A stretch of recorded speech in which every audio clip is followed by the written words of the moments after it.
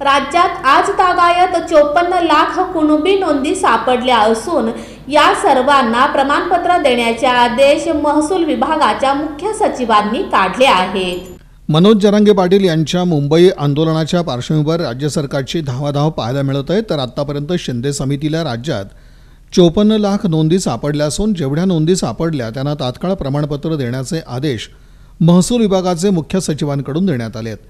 याबाबत मुख्य सचिव यांच्याकडून सर्व जिल्हाधिकाऱ्यांना सूचना देण्यात आल्या आहेत। विशेष म्हणजे हे प्रमाणपत्र देण्यासाठी विशेष शिबिर आयोजित करण्याचा देखील आदेश देण्यात आले आहेत। मराठा आरक्षणाचा मुद्दा 20 जानेवारीपर्यंत मार्गी लावा, अन्यथा मुंबईत आंदोलन करणार असल्याचा इशारा मनोज जरांगे पाटील यांनी दिला आहे। यासाठी आता अवघ्या 2 दिवसांचा कालावधी उरला आहे।